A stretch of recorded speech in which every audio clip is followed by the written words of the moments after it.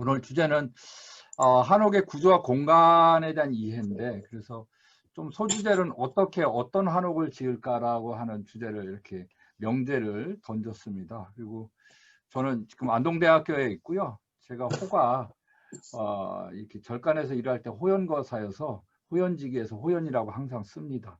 저희 주소는 뭐 이렇고요. 백운정이라고 하는 곳이 이 흰 구름 위에 떠 있는 정자라는 뜻이에요. 그리고 그 흰 구름 위에 떠서 아래를 내려다보는 거예요. 아래를 내려다보는 것은 어머니의 흰머리가 된 어머니를 쳐다본다는 의미도 갖고 있어요. 이게 스토리가 그게 깔려 있는 거예요.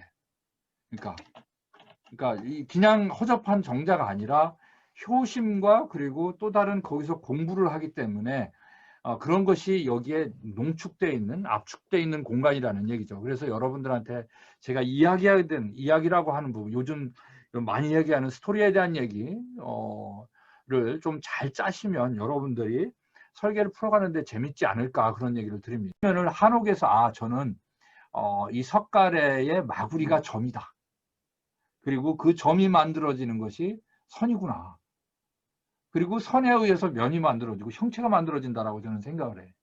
근데 이 점이 사라지면 한옥의 맛이 조금 상쇄돼, 사실은. 여러분들 잘 보시면. 그래서 저 같은 경우 한옥 설계를 할 경우 마구리는 가급적이면 이런 와구토를 쓰라고 그래요. 하얀 이런 점을 만들어주기 위해서. 그럼 그거 빠지면 어떻게 하냐고요. 요즘에 시멘트 좋은 거 있어 안 빠지게 만듭니다. 옛날 방식으로 하면 쏙쏙 다 빠지는데. 그래서 이런 부분을 쓰고 여러 가지 장식으로 쓰는 경우도 있어요. 거기다 이제 연봉을 올리는 경우도 있고 장식기와를 올리는 경우도 있으니까 여러분들이 선에 대한 이해 방법, 선은 굉장히 다양하다. 분명히 이런 선들도 있고 그런 선 속에서 우리가 어떤 선을 이제 여러분들의 용도와 기능, 여러분들이 추구하는 주제에 맞게 선을 선택해 나가는 거. 그럼 추녀를 어느 방향으로 걸을 거냐? 아무 생각 없이 추녀를 거는 게 아니라 걸 때 저 뾰족하게 보이는 맞은편에 보이는 저 산이 문필봉이래요. 그 추녀가 저쪽을 가리키고 있는 거예요. 의도적인 거예요. 그리고 자식을 데리고 저 기둥에 추녀 밑에 기둥을 세워놓고 너는 무엇이 보이냐 물어요. 그러면 아버님 열심히 공부하겠습니다. 그 문필봉이 공부 열심히 하라는 거예요. 여러분들 공부하고 게임하다 공부하려고 했는데 부모님이 너 공부 열심히 해. 공부 좀 해. 그러면 게임 더 하고 싶죠? 공부 안 하기 싫고. 똑같은 거예요. 그러니까 스스로를 깨우쳐서 스스로를 알아가는 거. 그리고 그것이 이야기가 담겼을 때 그 공간은 지속가능한 겁니다. 그리고 그 위에서 그 마루 위에서 저 내한마을을 머리가 하얀 저처럼 하얀 부모님을 내려다보면서 시간이 지나가고 있는 흐름을 보면서 부모를 향한 마음을 갖는 거예요. 그러니까 여기 써 있는 것처럼 부모를 향한 자식의 마음, 그러니까 자식을 향한 부모의 마음. 부모는 아이가 공부를 하기를 원했고 자식은 부모에 대한 효에 대한 마음이 같이 어우러져 있는 공간이에요. 그래서 거기에 백운정이라고 하는 이름을 써놓고 거기에 여러분들 유명한 나중에 한번 보시면 미수라고 하는 선생이 있어요. 지금 저거는 미수체가 아니고 미수체를 한번 찾아보시기 바랍니다. 편의 그 시차가 얼마나 아름답고 함축되고 있는지. 또 다른 건축 의례예요. 이제 집을 짓는 과정이라고 하는 것이 행복함이어야 되는지 즐거움이어야 되지 그게 힘든 과정은 아니잖아요. 과거에는 이렇게 졌대요. 그렇죠? 상냥문 쓰고 상냥대를 치고 여러분들 이름도 들어갈 거예요. 건축과 졸업하면 뭐 건축기사 땡땡땡 설계자 누구 땡땡땡 앞으로 그렇잖아요.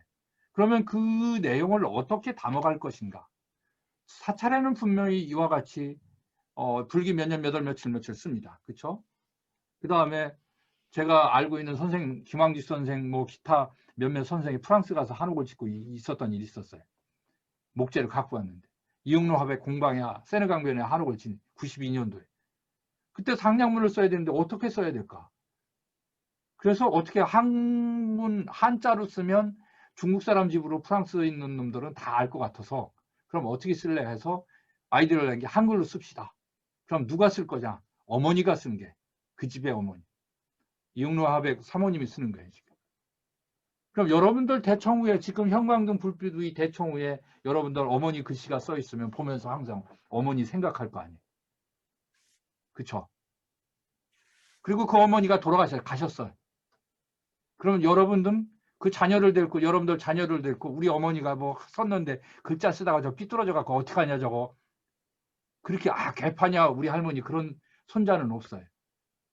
우리 할머니 대단해. 저 정도 쓸 수 있어. 그리고 그 아버지가 가고 아버지가 가고 아버지가 가면 그게 그 집의 역사가 되고 시간의 역사가 만들어지는 거죠. 그리고 그 속에서 600년이 지나면 600가지의 이야기가 만들어지는 거예요. 여러분들은 어떤 이야기를 집 속에 만들어주고 싶은지. 그래서 이분도 그걸 듣고 옆에 있던 프랑스 건축가가 술 한잔 따는 겁니다. 야, 한국 사람들 대단해. 다 목수야. 목수 카펜터가 아니라 닥터야. 그래서 그 다음날서부터 목수를 다 닥터 김, 닥터 정 그렇게 불렀답니다. 목수들끼리도. 그전까지는 김목수, 정목수 이렇게 하던 사람들이 김목수, 대패 좀 줘보게. 그게 격을 높이는 거예요. 우리가 건축이라고 하는 어떤 행위, 어떻게라고 하는 부분 중에 한 얘기를 보여드리는 거예요. 여러분들은 어떤 이야기를 건축에 표현하고 싶은지 한 부분. 이 노스님이 그 집의 승려의 집을 상냥대로 쓸어 오주신 거예요. 좀 있으면 쓰러질 것 같아. 지금 손자 스님들이 좌우측에 이렇게 부추기고 있는 거예요. 그 노스님의 더 은사 스님, 더 나이 들으신 분이 와준 그 자체가 행복한 거예요. 여러분들도 똑같을 수도 있을 것 같아요. 여러분들 은사 스님이 나중에 집 지어놓고 발복해 주러 간다, 와서 행복하니 축하한다 해줬을 때 얼마나 기쁘겠어요. 그게 집 속에 담겨졌으면 하는 그 글귀가 이 형태적인 것도 중요하고, 그러나 더 중요한 것은 객이 아니라 여기서 바깥에서 안을 쳐다보는 형태를 보는 것이 아니라 이 주인이 되는 거예요. 그래서 병산서원이잖아요. 많은 건축가들이 좋아하는. 이 병산을 봐야 병산서원을 가는 거예요. 근데 우리는 여기서 이렇게 봐요. 건물을. 그럼 병산서원을 안 간 거예요. 병산을 봐야 되는 게 병산서원을 가는 거죠. 그러면 건축가의 입장에서 병산서원을 보는 거는 건물에서 병산서원을 봐야 되는 거잖아요. 그게 하이라이트인 거예요. 병산서원은. 건축 공간은. 그러면 그 언제가 하이라이트인가? 진짜로 이 사람들이 우리한테 주고 있었던 과거 사람들이, 여러분들이 추구하고 있는 여러분들이 보는 건축 공간을 한번. 그랬을 때 주인인가 객인가? 가급적이면 저는 주인의 입장에서 봐줬으면 그 공간의 주인공이 누구인가? 사찰의 주인공은 누구이고 궁궐의 주인공은 누구이고, 그걸 보고 여러분들이 계획을 했으면, 그리고 과거 건물을 보면 더 많은 것을 얻지 않는가. 그리고 병산서원을 제대로 볼 수 있다라는 얘기를. 이렇게 마당을 통해서 들어오는 것들이 굉장히 다양하다. 그래서 집주인은 저렇게 앉아 있는 거잖아요. 마당에 서 있지는 않습니다. 그래서 저 높이에 대한 전통건축을 수업 시간에, 아마 역사 시간에, 수업 시간에 배웠을 거예요. 선생님들한테. 그래서 이렇게 이상세계를 만들고, 아까 사진이 안 나왔다고 그랬죠. 이것 때문에 그런 것 같아요. 이걸 가지려고, 이 풍경을 가지려고 이곳에 터를 잡은 거예요. 고산정이라고. 그래서 태계 선생은 저기 들어가서 앉아서 시를 읽고 논하고 많은 문객들이 여기서 이야기하는 거예요. 근데 우리는 이것이 중요하다고 셀카 찍고 그냥 와버리는 거예요. 근데 건축하는 사람은 그게 아니다라는 것을, 주인이잖아요. 주인의 시각 속에서 좀 더 봐야 된다. 이거 서울 도심에서의 모습이에요. 한옥센터에 이제 서울시에서 하고 있는. 도심은 또 다르잖아요. 근데 저 감나무 만들어지는 선이 달라지는 거예요. 좀 전에 봤던 고산정은 펑 터지는 곳이지만, 도심이라고 하는 이웃집의 지붕 자체도 나의 풍경이 될 수도 있다라는 얘기예요. 남의 뒤통수가 나의 풍경이 될 수도 있고, 내 뒤통수가 우리 도시의, 우리 가로의 경관이 될 수도 있다라는 생각하시면서, 또 다른 이거예요. 삼관원, 양동마을에 세계 볼만한 거리가 있는 거예요. 아주 굵잖아요. 이렇게 선이. 그리고 가는 선을 보는 곳. 그 중에 이게 있어요. 또 다른 건물. 하회마을에 있는 건데, 하회목이라고 합니다. 저나무가 삐뚤어진 소나무. 근데 이렇게 보여요. 이 방 하나가 숙박료가 100만 원 가까이 듭니다. 하루 자는데. 근데 다 매진이야. 저것 때문에. 왜 매진될까? 저 집을 지을 때 저 소나무를 같이 갖다 심었대요. 요 배 이렇게 된 S자로 된 거. 저걸 하회목이래. 근데 집 짓는 사람들은, 집주인은, 선조는, 우리 자손들이 에너지가 넘치고 역동적인 사람으로 살길 원했대. 그래서 저거를 용이라고 했대요. 용트림하고 비상하는 거래요. 항상 여기서 잠을 잘 때 용트림하고 비상할 수 있는 역동적인 에너지를 우리 자손들은 갖고 살아라. 그렇게 유언을 남기면서 집을 지은 거예요. 그러니까 나무 한 포기가 이렇게 보면 산천초목에 있는 우리나라에 있는 가장 많은 배배 까진 나무지만 이렇게 보면 전혀 다른 겁니다. 이제 저 보름달이 병산을 넘어가고 그리고 선생이 이 대들보 기둥에 기대서 저 병산 만대류에서 제자들이 글을 읽는 소리가 쫙 울려 퍼질 때 그때가 하이라이트래요. 그걸 꿈꾸고 있었다라는 거예요. 병산. 근데 우리는 저때 가볼 일이 없어. 저도 가볼 일이 없었어요. 물어볼 일이 없었죠. 계속. 근데 이 시간은 있었던 거죠. 그렇죠? 그 시간이 이 땅을 만들어 온 거예요.